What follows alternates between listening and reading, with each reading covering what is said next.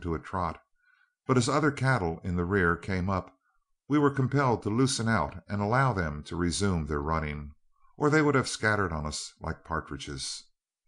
At this stage of the run we had no idea where the rest of the outfit were, but both of us were satisfied the herd had scattered on leaving the mesquite thicket, and were possibly then running in half a dozen bunches like the one we were with.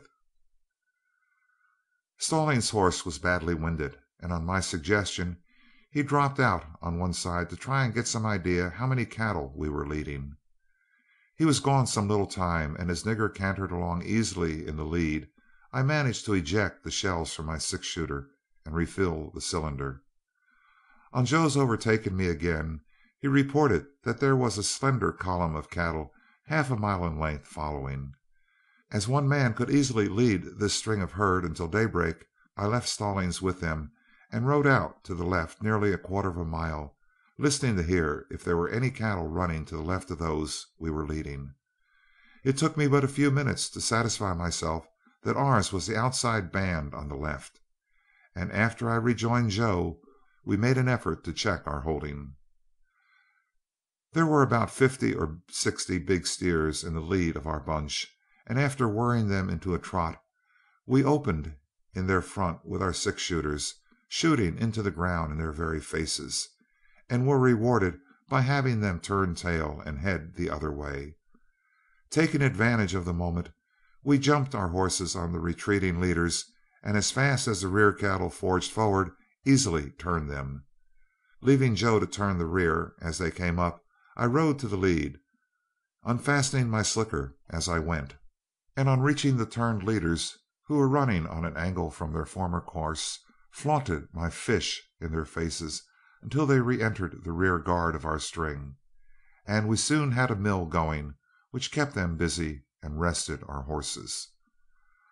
Once we had them milling, our trouble, as far as running was concerned, was over, for all two of us could hope to do was to let them exhaust themselves in this endless circle. It then lacked an hour of daybreak, and all we could do was to ride around and wait for daylight. In the darkness preceding dawn, we had no idea of the number of our bunch, except as we could judge from the size and compactness of the milling cattle, which must have covered an acre or more. The humidity of the atmosphere, which had prevailed during the night, by dawn had changed until a heavy fog, cutting off our view on every hand, left us as much at sea as we had been previously.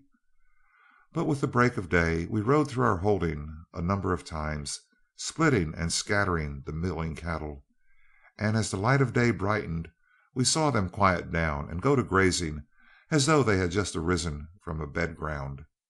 It was over an hour before the fog lifted sufficiently to give us any idea as to our whereabouts, and during the interim both Stallings and myself rode to the nearest elevation, firing a number of shots in the hope of getting an answer from the outfit, but we had no response.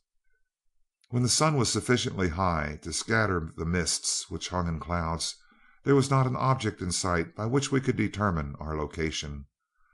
Whether we had run east, west, or south during the night, neither of us knew, though both Stallings and myself were satisfied that we had never crossed the trail. And all we did know for a certainty was that we had between 600 and 700 head of cattle.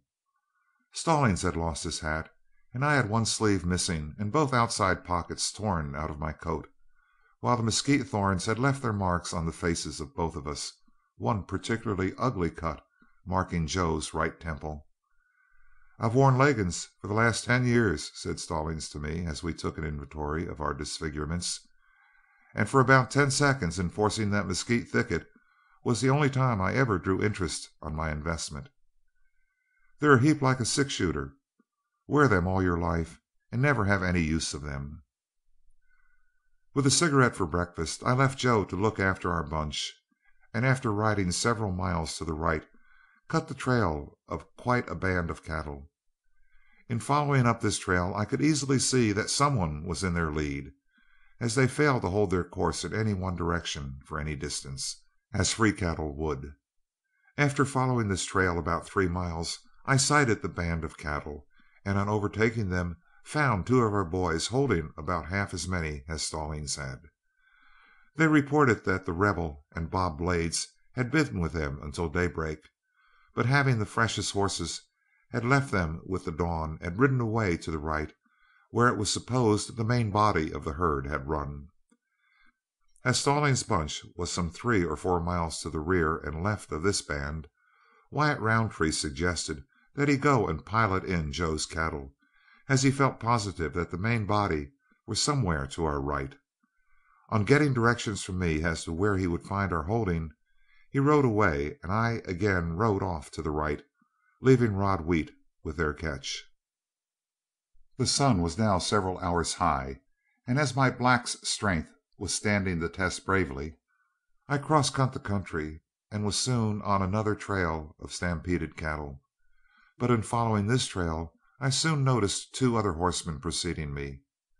Knowing that my services would be too late, I only followed far enough to satisfy myself of the fact. The signs left by the running cattle were as easy to follow as a public road, and in places where the ground was sandy, the sod was cut up as if a regiment of cavalry had charged across it. On again bearing off to the right, I rode for an elevation which ought to give me a good view of the country. Slight as this elevation was, on reaching it, I made out a large band of cattle under herd, and as I was on the point of riding to them, saw our wagon and saddle horses heave in sight from a northwest corner. Supposing they were following up the largest trail, I rode for the herd, where Flood and 2 of the boys had about 1,200 cattle. From a comparison of notes, our foreman was able to account for all the men, with the exception of 2, and as these proved to be Blades and Priest, I could give him a satisfactory explanation as to their probable whereabouts. On my report of having sighted the wagon and remuda, Flood at once ordered me to meet and hurry them in, as not only he but Strayhorn and Officer were badly in need of a change of mounts.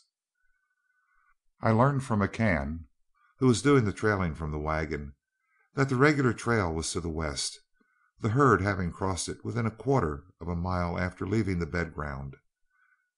Joining Honeyman, I took the first horse which came within reach of my rope, and with a fresh mount under me, we rushed the saddle horses past the wagon and shortly came up with our foreman.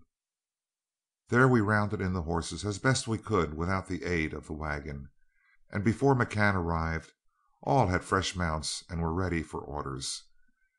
This was my first trip on the trail, and I was hungry and thirsty enough to hope something would be said about eating, but that seemed to be the last idea in our foreman's mind.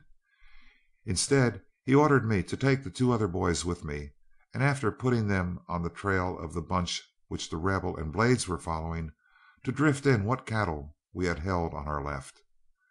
But as we went, we managed to encounter the wagon and get a drink and a canteen of water from McCann before we galloped away on our mission. After riding a mile or so together, we separated, and on my arrival at the nearest bunch, I found Roundtree and Stallings coming up with the larger holding. Throwing the 2 bunches together, we drifted them a free clip towards the camp. We soon sighted the main herd, and saw across to our right, at about 5 miles distance, 2 of our men bringing in another bunch. As soon as we turned our cattle into the herd, Flood ordered me, on account of my light weight, to meet this bunch, find out where the last cattle were, and go to their assistance. With a hungry look in the direction of our wagon, I obeyed, and on meeting Durham and Brownstone, learned that the outside bunch on the right, which had got into the regular trail, had not been checked until daybreak.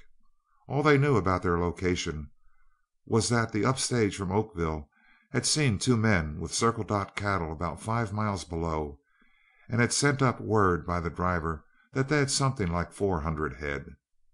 With this meager information, I rode away in the direction where one would naturally expect to find our absent men, and after scouring the country for an hour, sighted a single horseman on an elevation, whom from the gray mount I knew for Quince Forrest. He was evidently on the lookout for some one to pilot them in. They had been drifting like lost sheep ever since dawn, but we soon had their cattle pointed in the right direction. and Forrest taking the lead, Quarternight and I put the necessary